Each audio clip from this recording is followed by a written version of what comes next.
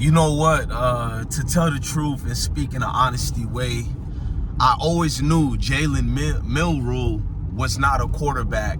Nick Saban should be fired or reprimanded for putting an elite product like that on the field, but allowing them to lose by putting a non-quarterback on the field.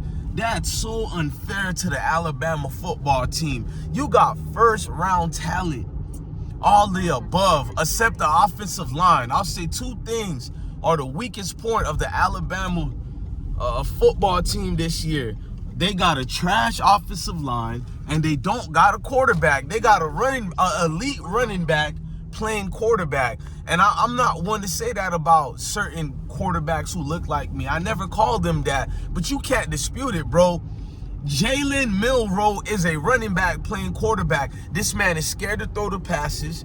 He's scared to actually go through his progress for real. And even if he is a first-read quarterback, he didn't even display that part or aspect on Saturday. Man, look, Quinn Ewers is still overrated to me, in my opinion. Only reason he had time to do what he did, that Alabama defense was tired, man.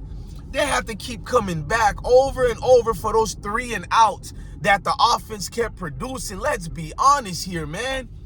The fact that Alabama kept it a game with no offense as far as offensive line or quarterback, and the defense still kept coming and shutting down Texas, bro. They only could hold them for so long, bro. For so long, you can hold a team like that. This is an embarrassment of any college level football game I've seen yet. It's an embarrassment, man, to see dudes going out their way to produce this type of talent on field, man. Like Nick Saban, all you had to do was bench Jalen. And don't tell me you don't have any other quarterback, on your roster that can produce at least somewhat. You could have taken a scrub quarterback and produced better than what you had with Jalen. Problem with Jalen, man, he's not built for the position. And I think no matter what other quarterback you put in, bro, that line was god-awful. Jesus Christ, bro, that line was god-awful. You hear me? You need a different group of gentlemen on that football team. My personal opinion, that line was god-awful. It was not a good Alabama football team as far as offense. You got the receivers, you got the skill positions. It means nothing without those bullies in the trenches. It means nothing without a leader, bro. Like, you got no quarterback for real. Man, you was putting that defense through hell. I felt so bad for I felt so bad for Alabama's defense, bro. They didn't get no breathers. Offense did no good job in helping them at all, man. It's like, damn, this how we really gonna end it?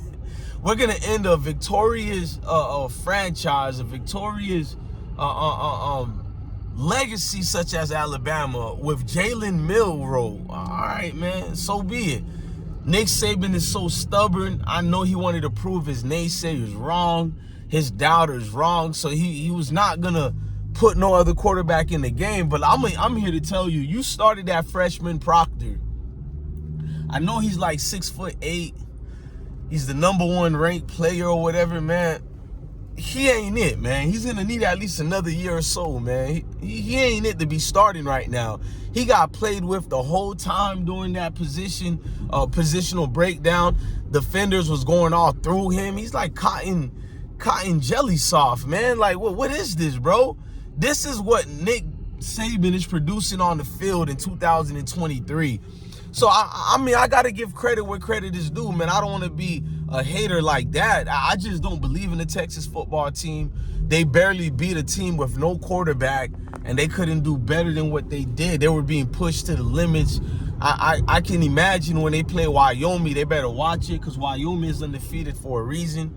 Wyoming is not all that. I'm not going to over-exaggerate them. Texas should beat Wyoming, but don't sleep on them. That victory they just had against Texas Tech, Wyoming is not a scrub team is what I'm trying to say. This year looked like they came to play. You know what I mean? So I just need you guys to look at Nick Saban as the bad coach as he is as far as for this year, man. I'm not going to give Nick Saban no credit anymore as I did before. To me, the season is over, bro. Like, with college football, man, the only way Nick Saban team can even get to the playoffs if they overhype them again.